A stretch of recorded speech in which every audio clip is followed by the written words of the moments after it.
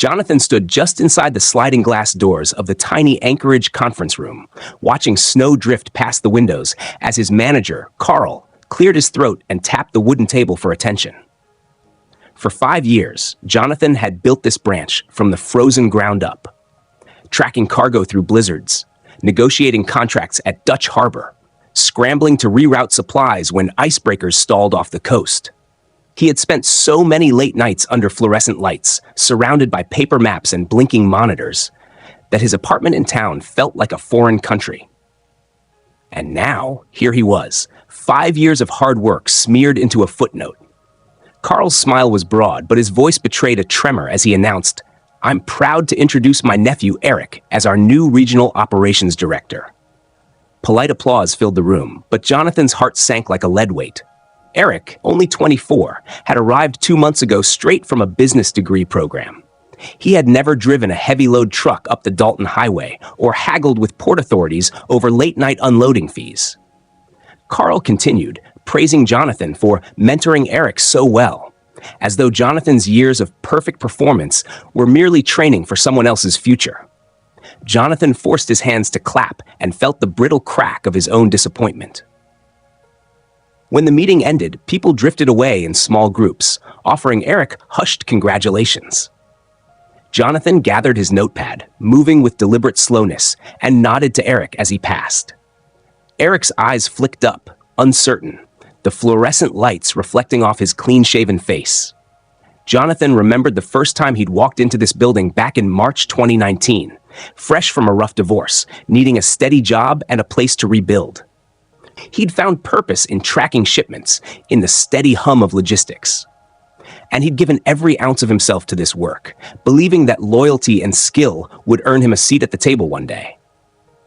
Outside the room, Jonathan paused for a moment, breathing in the cold air that seeped through the door frame. The wind rattled the windows like a warning. He felt a curious calm settle in his chest, as though a storm had passed inside him and left only clear sky. Carl caught up to him by the reception desk, loosening his tie and leaning in. "You understand, right? It's nothing personal," he said softly. Jonathan looked him in the eye and offered a small, polite smile. "I understand," he replied, his voice steady. Carl nodded and walked off, leaving Jonathan alone in the hush of the lobby.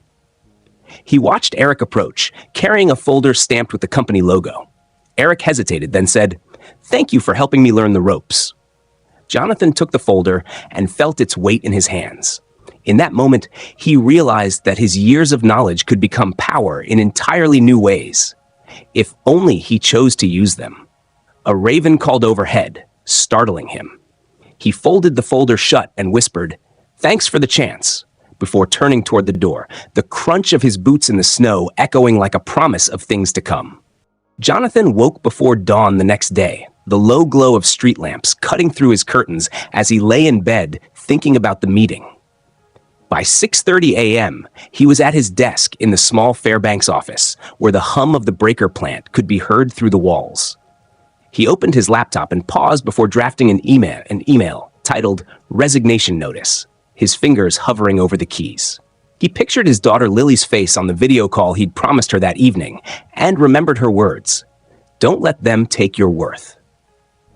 With steady resolve, he typed a clear message, 2 weeks' notice, gratitude for the opportunity, and effective date, then attached scanned copies of his final reports. Before hitting send, he blind copied the company's CEO, barely recognizing the pang of satisfaction that came with knowing Carl would not be the first to learn. Then at exactly 7 a.m., he clicked send.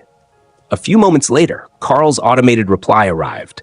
"Let's discuss this. Please come to my office." Jonathan smiled faintly and dialed Eric's number. "Meet me in 15 minutes in the operations room," he said, then gathered his thick binder of vendor contacts, emergency protocols, and troubleshooting guides. When Eric arrived, pale and unshaven from a late night studying new route maps, Jonathan handed him the binder and said, "This covers everything you need for the next 2 weeks. I'll walk you through it now." He spent the morning showing Eric how to read the tide schedule overlays for Dutch Harbor shipments, how to pull the archived weather pattern data for permafrost sensor projects, and how to navigate company procurement portals to expedite spare part orders. He let Eric fumble through a few simple tasks before quietly correcting him, making sure Eric understood the gravity of each detail. Midday, Jonathan called Janet Marks at Northern Fuel Co., their largest client, under the pretense of handoff coordination. He congratulated her on the new leadership, then said in a measured tone, "I'm stepping down, but I've briefed Eric on our account's specific needs. I trust he'll perform well, but please reach out directly if anything goes awry." He noted Janet's hesitation. She had always preferred Jonathan's calm authority, and pressed gently, "If Eric stumbles, I'll be available to assist him over the next 2 weeks." He ended the call by thanking her for her support over the years. One by one, he repeated this with the other 3 major accounts: Marine Supply Outfits in Nome, the Icebreaker Charter Service in Prudhoe Bay, and the seasonal freight line to Kodiak, always including a line about Eric's readiness and his own continuing support until my last day.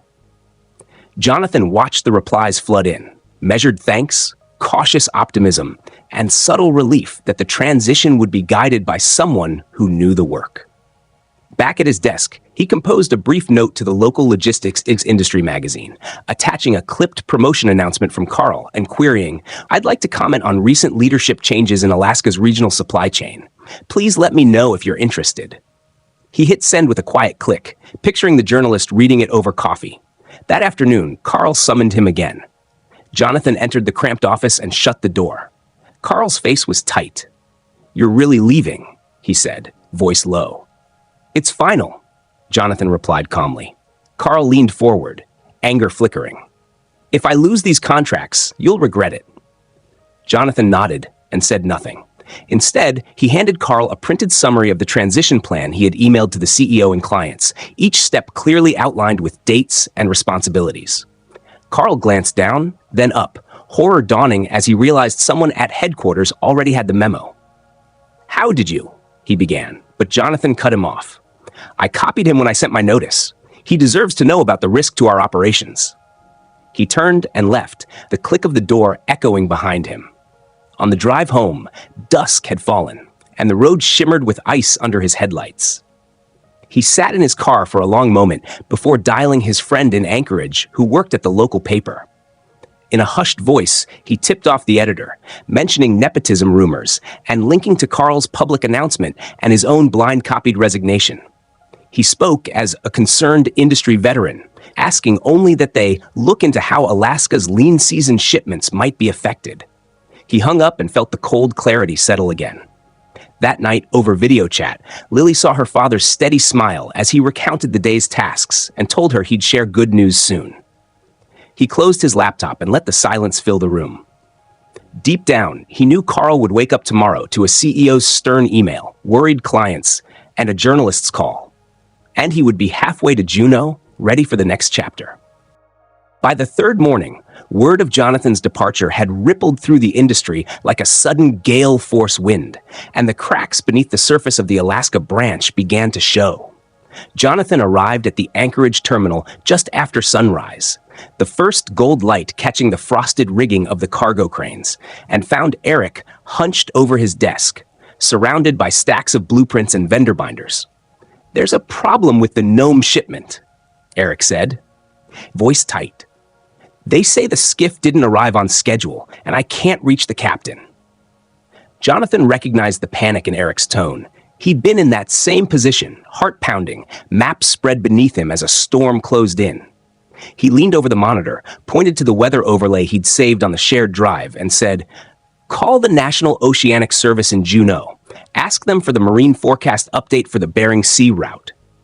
Eric scrolled, dialed, and paused as each detail was relayed.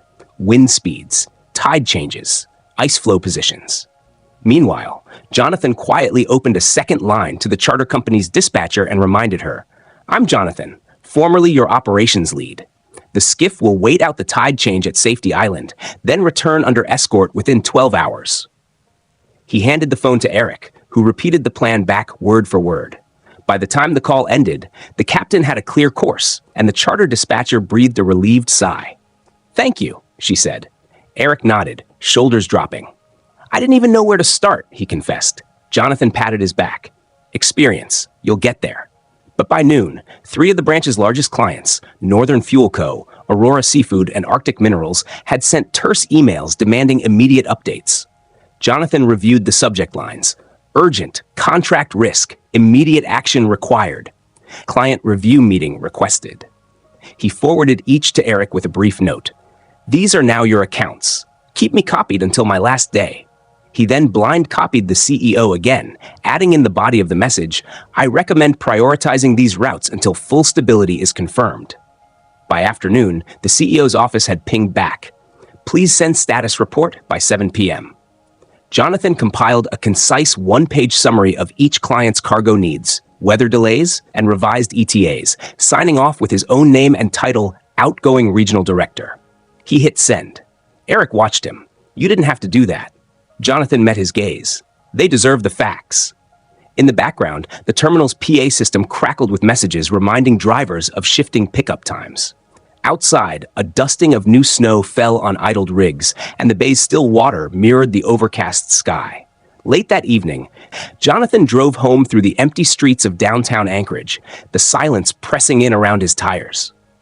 He stopped at his usual coffee shop, lit to a warm glow against the frozen night, and placed a call to a reporter at the Anchorage Daily News. This is Jonathan Blake, he said, using an old pseudonym. You asked about that nepotism tip. Turns out the regional branch is in crisis mode, with no one experienced to lead it. He offered to share his transition memos and the CEO's reply. Within hours, the reporter replied, I'll be there at 8 a.m. for an interview. Jonathan hung up and stared out at the empty road. He felt a quiet thrill. He was setting a trap, but no one yet knew the full scope. Back at his apartment, Lily jumped up when he appeared on video chat. Dad, what's wrong? She asked, noticing the wear on his face. He smiled. Just making sure they do the right thing, he said, leaving her puzzled. The next morning, Scene 3's real turbulence hit. Jonathan arrived at the terminal to find Carl pacing outside his office, phone glued to his ear, agitation etched on his face. What's happening? Jonathan asked softly. Carl didn't meet his eyes. The Daily News wants comment on management changes, he said. They quote you implicating Eric in major delays. Jonathan leaned in. You saw? That was my tip. Carl ran a hand through his hair. They also want to know why the CEO was blind copied on your reports before you left. Jonathan nodded as though hearing it for the first time. Transparency. The board deserves to know if we're losing contracts. Carl's jaw tightened. This could cost us our top clients. Across the yard, Eric emerged from the operations room, shoulders hunched. Carl snapped at him. Get in here, and stormed inside, slamming the door. Jonathan lingered outside, tracing patterns in the frost on his windshield. He thought of all the mornings he'd walked these same lots, confident in his place. Now, Carl was on the defensive, and Eric was scrambling. He stepped inside and found Eric alone at his console, maps and binders scattered around like fallen leaves. You okay? Jonathan asked. Eric looked up, eyes red. I feel like I'm drowning. Jonathan sat beside him. You did well yesterday, he said. Today's the storm after the calm. It will pass. He guided Eric through drafting a joint statement with Carl for the editor, admitting the transition had challenges, but reaffirming a commitment to clients. They sent it together. Later, clients replied, some conceded the public statement was fine, others threatened to reevaluate their contracts next quarter. Each message arrived as a hammer blow. Jonathan saw the opportunity and whispered to Eric, I'd like to help you stabilize these accounts. He offered to fly to each client site over the weekend if needed. Eric hesitated, then agreed.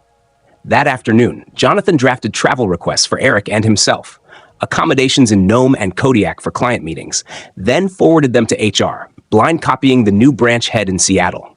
By Friday, as he walked to his car, he checked his phone one last time. The Anchorage Daily News headline read, Leadership Gap Leaves Alaska Supply Chain on Thin Ice, with a photo of a worried Eric under a frozen pipeline. A drop of excitement crept through him. He'd revealed the weakness, he'd shown the truth, and now the board would have to act. All the while, Jonathan was already packing his bags for Juneau, where Aurora Logistics awaited his arrival. The hidden bombshell was in plain sight. The branch Carl had tried to secure for his nephew was crumbling, and the man who built it was no longer there to save it. As the snow swirled outside, Jonathan closed his laptop, the soft click of the lid echoing like finality. He would leave Alaska with one last gift to the company, exposure of its own folly, and step into a new dawn where his worth could never be taken for granted again. By Monday morning, the tension inside the Anchorage branch had coalesced into a tangible force, and Jonathan arrived early to find the parking lot already peppered with company trucks and vendors' vans. He stepped through the front door carrying a small, sealed envelope addressed to the board of directors, then entered the operations room where Eric sat reviewing flight manifests on 3 monitors. "Morning," Jonathan said quietly, settling into the chair next to him. Eric looked up, exhaustion etched on his face. "I don't know how I'm going to manage all this," he admitted, pushing a sheaf of papers toward Jonathan. "Keep calm," Jonathan replied. "First, let's tackle the Prudhoe Bay schedule. I've flagged the supplier contacts you'll need." They spent the next 2 hours together, Jonathan walking Eric through shifting icebreaker escorts, rerouting permafrost monitor shipments through Anchorage's overflow hangar, and reissuing expedited purchase orders for generator parts delayed by a storm at Dutch Harbor. Eric's fingers flew over the keyboard as he logged each change, asking questions that showed he was internalizing the knowledge. By late morning, Carl summoned them both to his office. Jonathan stood at the door, Eric trailing behind. Inside, Carl's face was ashen. He held his tablet like a lifeline. "We just got word from Northern Fuel," he began. "They're sending a legal notice for breach of contract if we don't deliver their heating oil shipments on schedule this week." His voice wavered. Jonathan felt a familiar thrill surge through him. "I already emailed them our revised plan," he said evenly, unfolding a printed copy of the email he had sent days before, blind copied to the CEO and the board, detailed notes on weather delays and updated ETAs. Carl stared at the paper. "Why do you have that?" he whispered. Jonathan met his gaze calmly. "Because I knew this would happen. I anticipated the risk so I could protect the clients." Carl sank into his chair, real panic in his eyes. Eric clutched the back of a visitor's chair, confusion and relief mixing on his expression. "We need to act now," Jonathan said, standing. "Eric, implement the plan precisely. Carl, you should inform the board that the transition plan is being executed as outlined." Carl nodded numbly, realizing control had slipped from his grasp. Jonathan left them to it and returned to his desk, where he opened his drawer and slipped the sealed board envelope inside the top. He then drafted a concise email summarizing the day's events, how proactive measures had prevented multiple major contract failures, and the need for clear leadership, and sent it directly to the CEO with high priority. By the time the CEO's assistant pinged Carl for clarification, the board had the full picture. That Carl's nepotism-led promotion had endangered critical supply chains. That Jonathan's foresight had averted disaster, and that the branch needed stable leadership immediately. That afternoon, as clients volleyed thanks and calls for formal apologies from higher-ups, Jonathan held a brief debrief with Eric, guiding him through the final steps of the week's shipments. He watched Eric grow in confidence with every successful coordination call and every compliant shipment manifest. By midday Wednesday, the branch was humming with restored efficiency. Drivers knew their new pickup windows, clients saw progress reports, and vendors resumed regular communications. Carl, however, was a ghost in the building, summoned multiple times for emergency board calls via video link to explain the chaos. On his 8th call, Carl's shaky testimony was cut short by a curt email from one of the board members, a notice of an immediate special meeting to discuss branch leadership and operational irregularities. Carl slumped back in his chair in his empty office, rubbing his temples. Outside, Jonathan overheard vendors telling each other they'd heard the board was very displeased. He smiled inwardly, recalling Lily's pride when he shared his plan weeks earlier. That evening, he drafted his own farewell memo to the staff, subtly acknowledging the team's resilience and hinting at future success under Eric's leadership, now that the transition turbulence had passed. He left copies on everyone's desk, including Carl's, then packed up his personal items. A framed photo of Lily in front of the Northern Lights, his favorite field notebook, and a wooden Alaska map he'd won at a company retreat.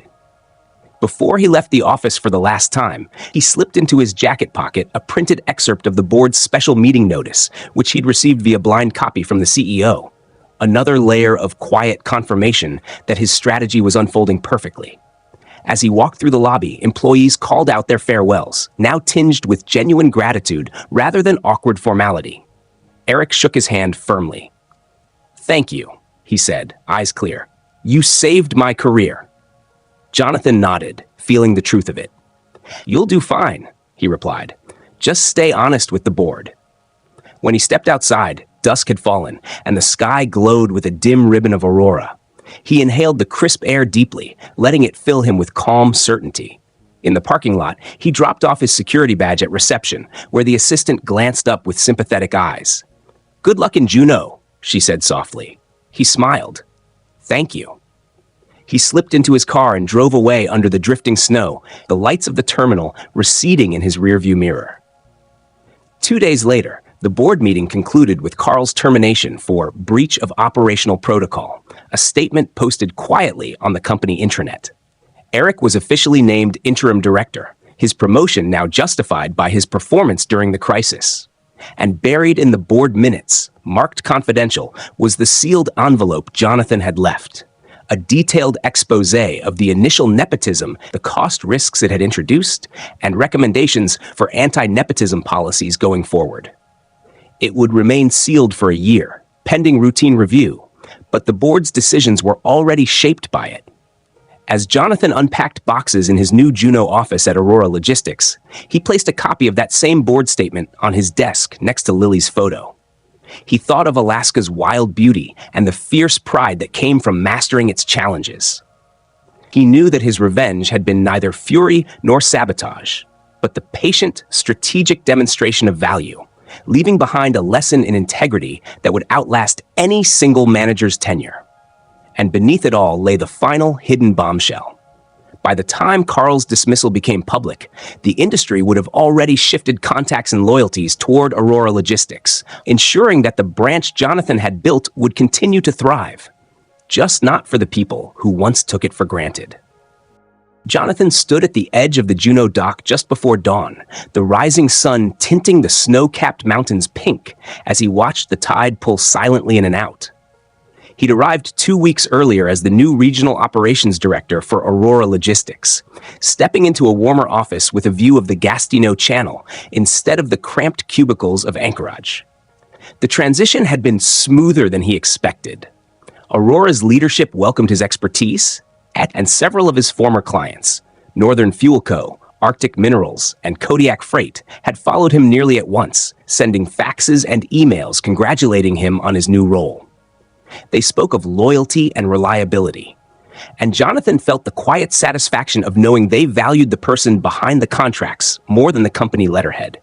Yet beneath that calm surface, a secret waited, tucked away like driftwood buried in snow. He turned as a small skiff rounded the dock, its engine churning soft echoes across the water. Eric's voice drifted over the waves as the younger man jumped onto the pier. "Jonathan!" Eric called, breath visible in the chill air. "I wanted to thank you for everything. The board papers, confidential as they were, helped me secure this position officially. They finally understood why you left and what you'd warned them about." Jonathan nodded, pleased but wary. The old thrill of strategy still pulsed in his chest. Eric handed him a thick envelope stamped "Confidential, Board Minutes." "They asked me to share this with you," Eric said, eyes serious. "It outlines the policies they're enacting to prevent future nepotism, their praise for your foresight, and the exact language they used to justify my promotion. It's detailed." Jonathan slid the envelope into his coat pocket. "Thank you," he said quietly. The moment felt like the closing of a chapter, yet he knew the final twist was still to come.